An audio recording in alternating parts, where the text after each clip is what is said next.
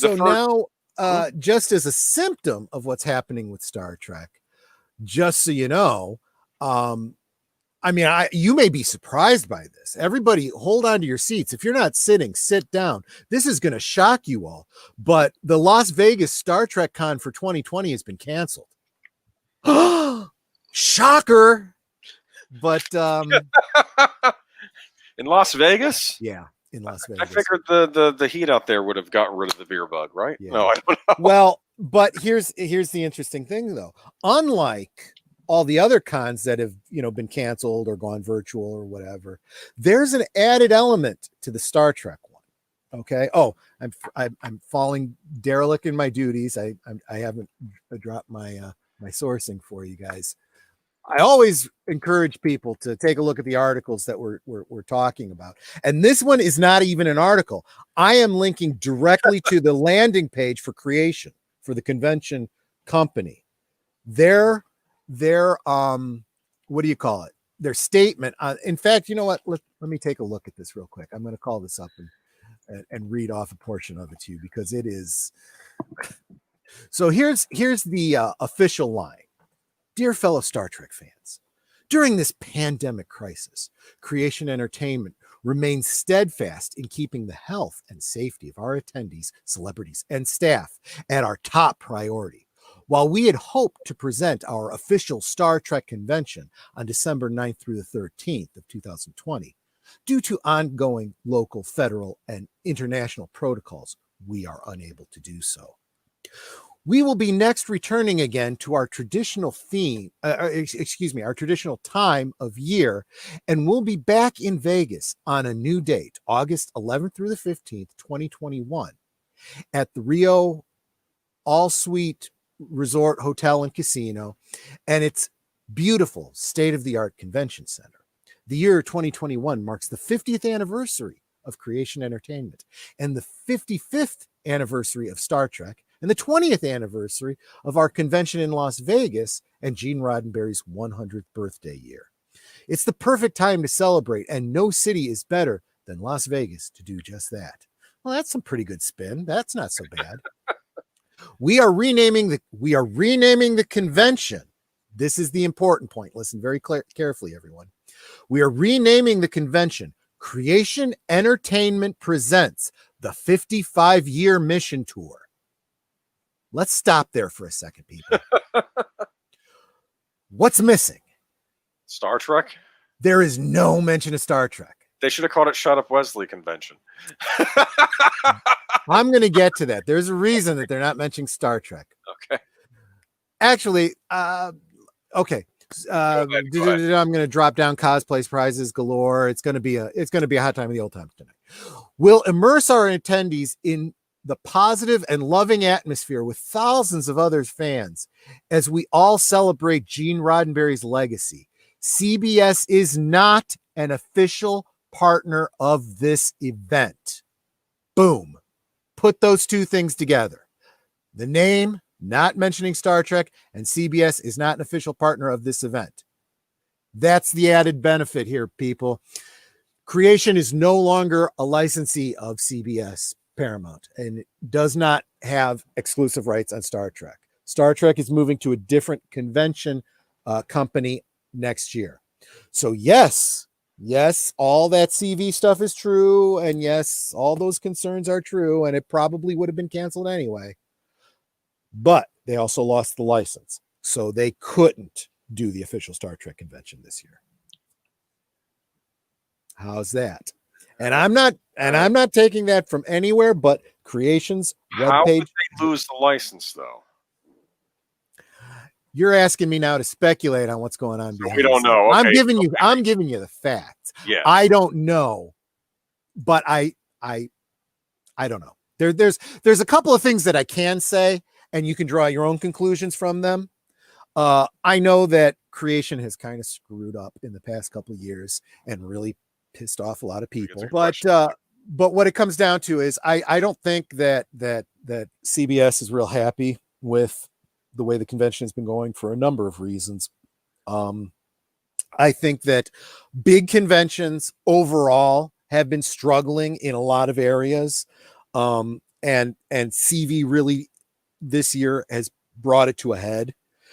We've seen it with San Diego Comic-Con, with New York Comic-Con, and now we're seeing it with Creation. But Creation had some big problems last year too. There used to be a big Chicago-based Creation Con. That's gone bye-bye long time. The Las Vegas became the big one. Kind of, I always felt like trying to pick up.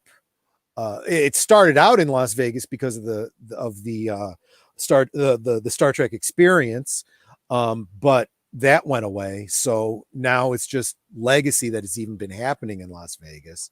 Las Vegas has lost a lot of tourism over the past 10 years, and this year has just decimated it. So yeah, there's a lot of factors going into it that are really, but last year was really bad for people that went to Creation and they said, that's it, we're done, we're never coming back. So I think there's a lot of Trek fans that are very, very happy with the fact that Creation lost the license. But the absolute answer to the why of it, we're going to be speculating about that for a while, I think. Okay. So have you been to any of these?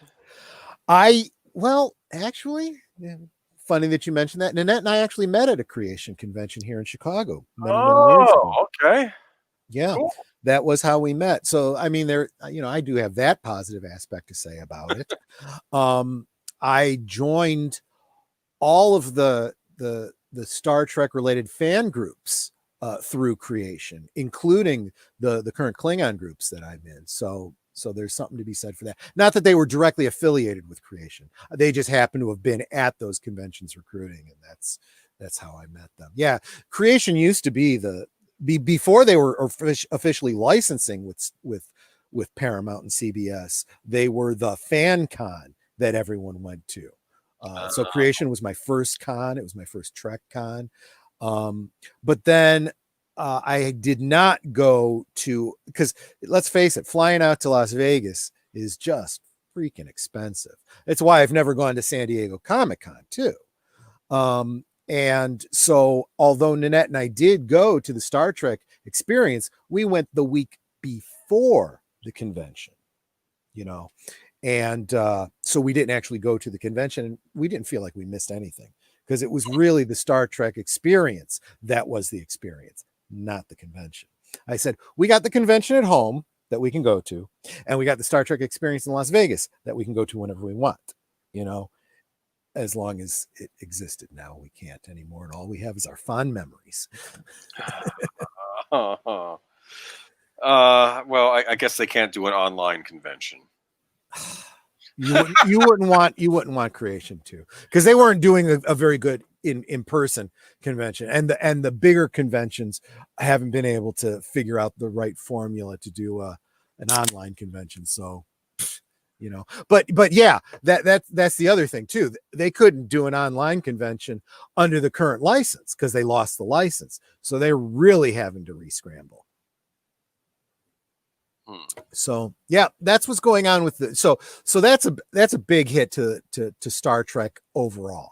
I would imagine. I would imagine that is a huge deal, and it's unrelated to what was going on with the Diamond, but it's almost like the Diamond not supplying the comic books to the stores anymore. It's like, it's similar. It is very, very similar. But the difference here, to the credit or the benefit or whatever of CBS, is they're just going with another convention company. Now, some people in my Klingon community know more about this new company than I do. I know zero about them, but I've heard some grumblings about it. So this may not be a step up, for at least from the fan point of view, but I can't intelligently speak to that myself, not from personal experience. Yeah, how sad is it that Star Trek fandom basically created modern cosplay, but had to borrow a Japanese loanword to describe it? I would go even further than that, back to the drawing board. I would say how sad it is that the Star Trek fandom basically created modern cosplay, and CBS has done everything they can to kill it.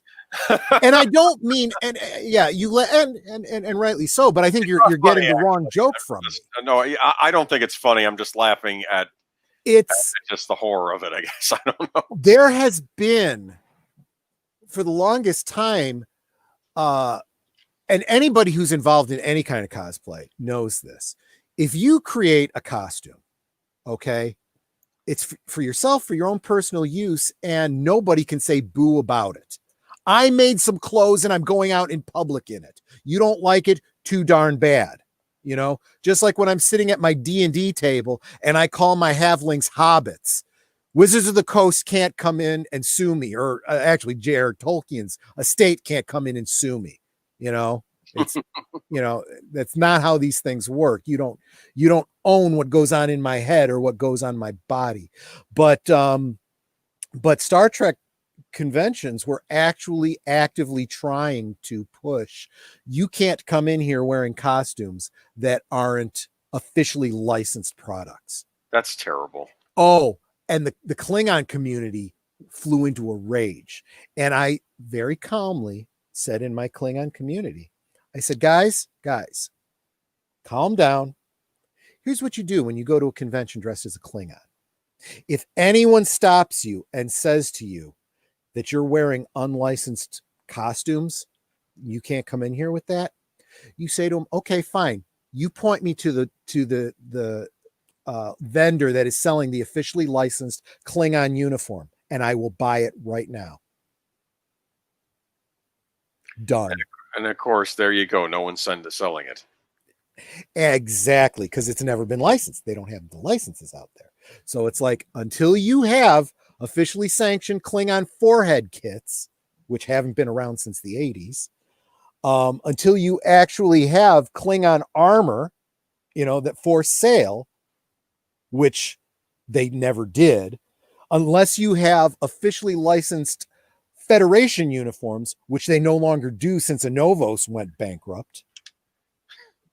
Yeah. It's just so stupid though, because these are the fans promoting what it's promotion at the free promotion. You don't have to pay them. You should be paying them to be showing up in the costumes, but not. You know, it's the same thing that I've always said about Lucasfilm prior. I don't know about now, but prior to Disney, Lucasfilm, I don't know what Lucasfilm did about C&Ds and stuff like that, but they would always, if they saw something being done bootleg, they'd turn around and license it. If they went to a convention and they saw people selling lightsabers, the lightsaber toys would hit the market. And there is nobody selling bootleg. Well, there are some people, but most people are buying the licensed stuff because it's cheaper and it comes with sound and special effects. And you can't compete with that as an independent person working out of your garage anymore. You know, the costumes, they have licensed costumes that people can buy, but they're also not stopping you if you like make yourself a personalized upgrade. You know, it's like, oh yeah, that's pretty good, and you make everybody look better. There are no problems there because they're making tons of bank on all the toys and costumes and role-playing aids and stuff like that. So, you know, Star Trek has just never been able to figure that out. And for crying out loud, they can't get anyone to pay for the license for the new stuff because nobody wants it. Yeah, didn't Todd McFarlane didn't want the new phasers? Mm-hmm.